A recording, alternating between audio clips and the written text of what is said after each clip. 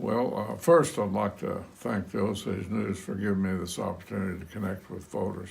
I'm running for office for one more term. If I'm elected, it'll be my last. But I'm running because I know I can help. I also have economic development plans in progress that I'd like to follow through on. I've got much in common with the people that live here. I'm a lifelong Osage County resident, educated in the Osage County schools, a lifelong participant in Launchka and a practicing member of the Native American Church. All my children were born in Indian hospitals. I use the Osage Clinic for medical purposes.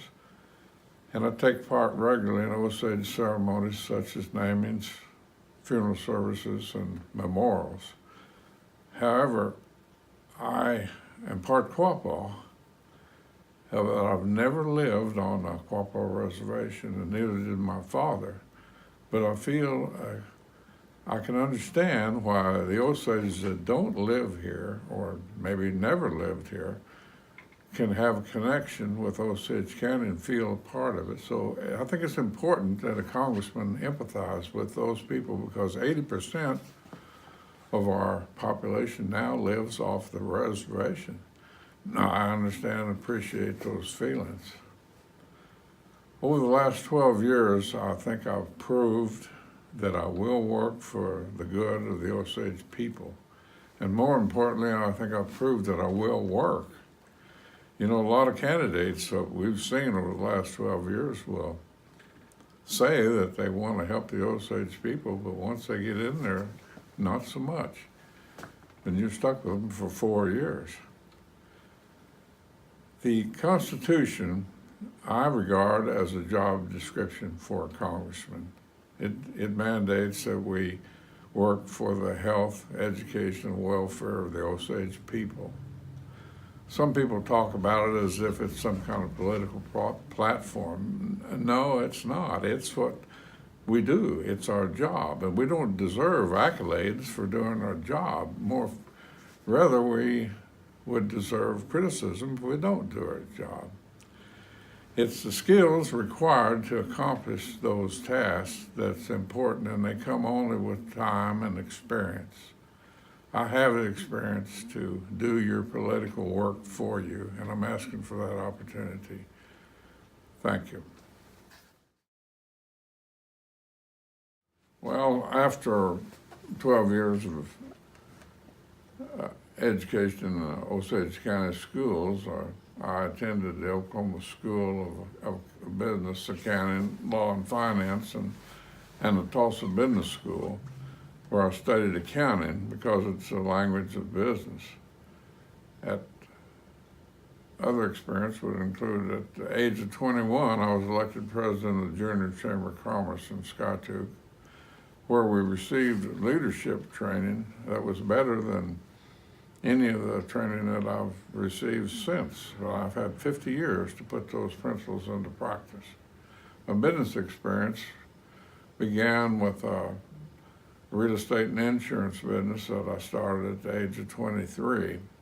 And then I owned a property and casualty insurance agency in Skiatook, ran it for 25 years. I once had a cabinet manufacturing business where we built the only NKCA certified cabinets made in Oklahoma at that time. I have run the Oklahoma Indian Supply for 50 years. During the 70s, we had 4 stores in Oklahoma.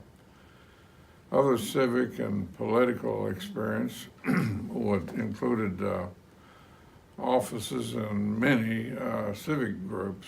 I've been treasurer of 12 different organizations over a long period of time. I was treasurer of the town of Skiatook, chairman of the Democratic Party for 4 years. And all these experiences have helped in the performance of my duties in the Congress. Yes, there is. I developed financial plans since I've been in office that saved the Osage Nation $4 million in unnecessary interest. when we built the Barbersville and Sand Springs Casino. I was instrumental in obtaining a motor fuel contract with the state of Oklahoma that's brought in $1.9 million so far and provides an income of $360,000 a year still to the Osage Nation. I wrote and sponsored the Competitive Bidding Act and accompanied oversight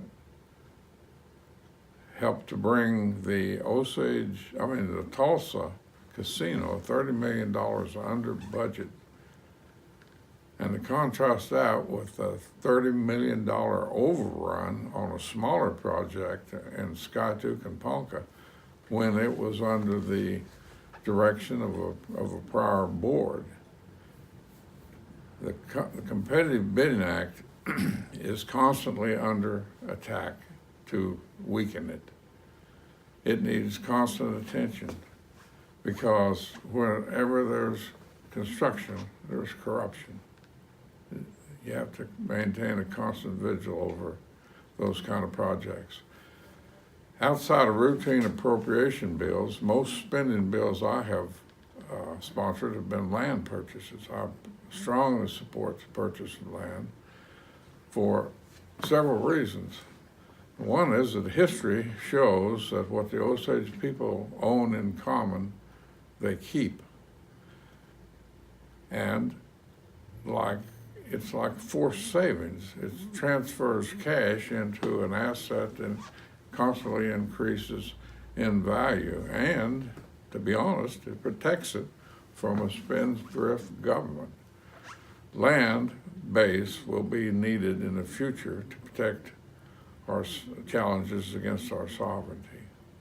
I want people to know a few things that no candidate or anyone in government really likes to talk about, but all of our programs are increasing in cost. Our population has doubled in the last 12 years, and more people are taking advantage of those programs.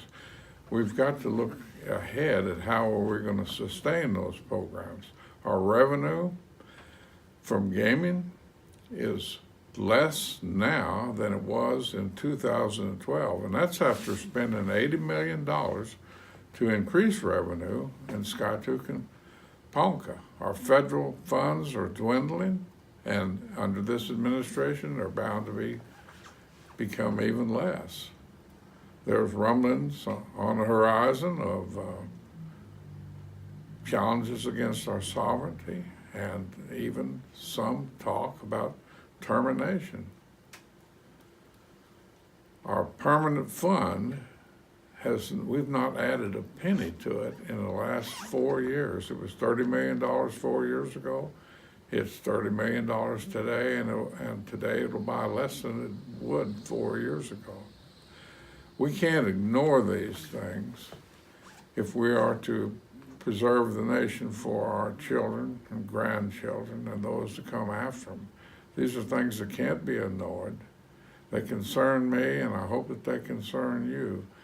I just want to be the person that's there to monitor those things and prepare for an uncertain future. I ask for your vote on June the 4th. Thank you.